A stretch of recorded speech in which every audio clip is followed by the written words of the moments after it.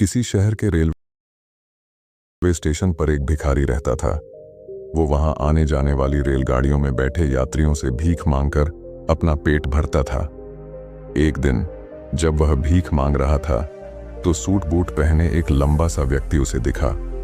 उसने सोचा कि यह व्यक्ति बहुत अमीर लगता है, इससे भीख मांगने पर यह मुझे जरूर अच्छे पैसे देगा। वह उस लंबे व्यक्ति से भीख मांगने लगा। भिखारी को देखकर उस लंबे व्यक्ति ने कहा, तुम हमेशा मांगते ही रहते हो, क्या कभी किसी को कुछ देते भी हो?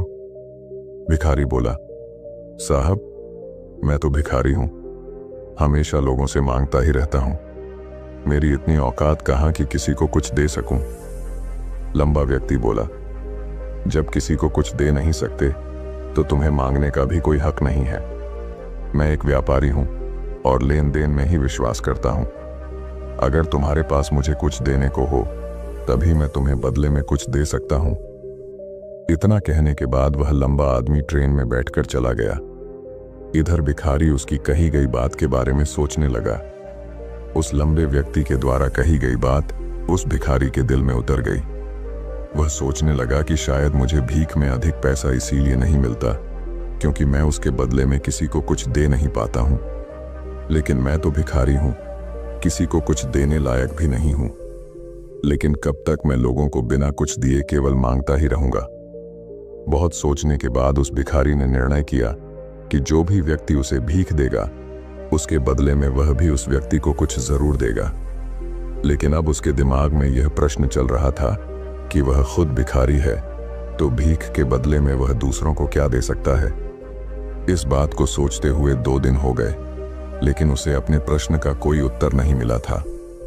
तीसरे दिन जब वह स्टेशन के पास बैठा हुआ था तभी उसकी नजर कुछ फूलों पर पड़ी जो स्टेशन के आसपास के पौधों पर खिल रहे थे।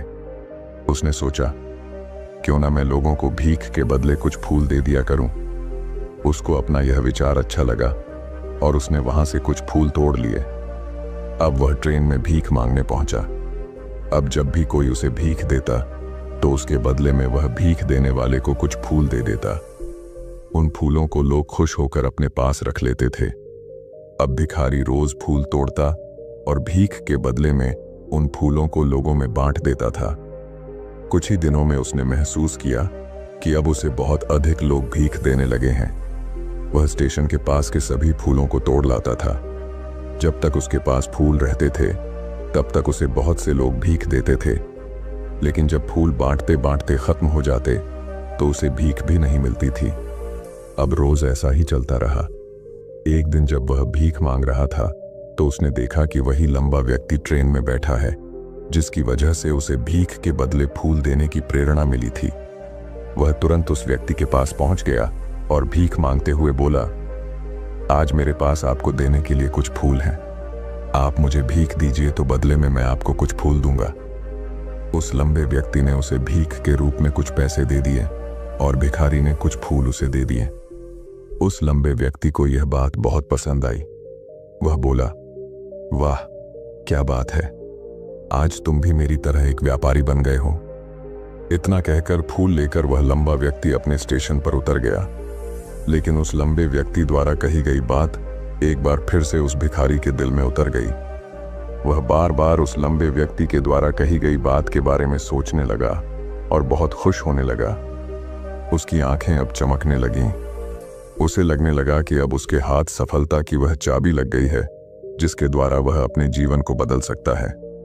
वह तुरंत ट्रेन से नीचे उतरा और उत्साहित होकर बहुत तेज आवाज में ऊपर आसमान की तरफ देखकर बोला, मैं भिखारी नहीं हूं, मैं तो एक व्यापारी हूं, मैं भी अमीर बन सकता हूं। लोगों ने उसे देखा तो सोचा कि शायद यह भिखारी पागल हो गया है और अगले दिन से वह भिखारी उस स्टेशन पर फिर कभी नहीं दिखा। लेकिन 6 महीने बाद इसी स्टेशन पर 2 व्यक्ति सूट बूट पहने हुए यात्रा कर रहे थे। दोनों ने एक दूसरे को देखा तो उनमें से एक ने दूसरे से हाथ मिलाया और कहा, क्या आपने मुझे पहचाना? दूसरा व्यक्ति बोला, नहीं, क्योंकि मेरे हिसाब से हम लोग पहली बार मिल रहे हैं। पहला व्यक्ति बोला, नहीं, आप याद कीजिए, हम पहली बार नहीं बल्कि तीसरी बार मिल रहे हैं। दूसरा व्यक्ति बोला, मुझे याद नहीं, वैसे हम पहले 2 बार कब मिले थे? अब पहला व्यक्ति मुस्कुराया और बोला, हम पहले भी 2 बार इसी ट्रेन में मिले थे। मैं वही भिखारी हूं जिसको आपने पहली मुलाकात में बताया कि मुझे जीवन में क्या करना चाहिए, और दूसरी मुलाकात में बताया कि मैं वास्तव में कौन हूं। दूसरा व्यक्ति मुस्कुराया और अचंभित होते हुए बोला, ओ, याद आया, तुम वही भिखारी हो जिसे मैंने एक बार भीख देने से मना कर दिया था और दूसरी बार मैंने तुमसे कुछ फूल खरीदे थे। लेकिन आज तुम ये सूट बूट में कहाँ जा रहे हो और आजकल क्या कर रहे हो? तब पहला व्यक्ति बोला, हाँ, मैं वही भिखारी हूं, लेकिन आज मैं फूलों का एक बहुत बड़ा व्यापारी हूं और इसी व्यापार के काम से ही दूसरे शहर जा रहा हूं। कुछ देर रुकने के बाद वह फिर बोला, आपने मुझे पहली मुलाकात में प्रकृति का वह नियम बताया था जिसके अनुसार हमें तभी कुछ मिलता है जब हम कुछ देते हैं। लेन देन का यह नियम वास्तव में काम करता है। मैंने यह बहुत अच्छी तरह महसूस किया है, लेकिन मैं खुद को हमेशा भिखारी ही समझता रहा। इससे ऊपर उठकर मैंने कभी सोचा ही नहीं।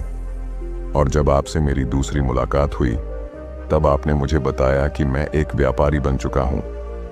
अब मैं समझ चुका था कि मैं वास्तव में एक भिखारी नहीं बल्कि व्यापारी बन चुका हूं। मैंने समझ लिया था कि लोग मुझे इतनी भीख क्यों दे रहे हैं, क्योंकि वह मुझे भीख नहीं दे रहे थे बल्कि उन फूलों का मूल्य चुका रहे थे। सभी लोग मेरे फूल खरीद रहे थे क्योंकि इससे सस्ते फूल उन्हें कहाँ मिलते।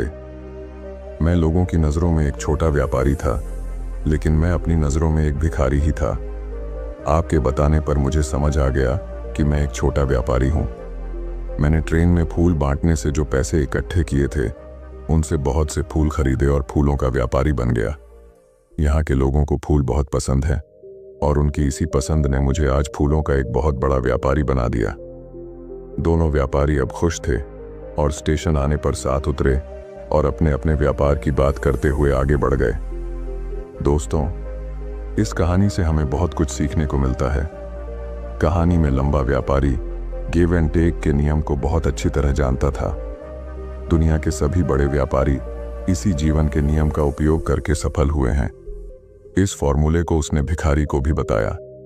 भिखारी ने इस प्राकृतिक नियम को अपना लिया और इसका असर उसके जीवन में साफ दिखाई देने लगा।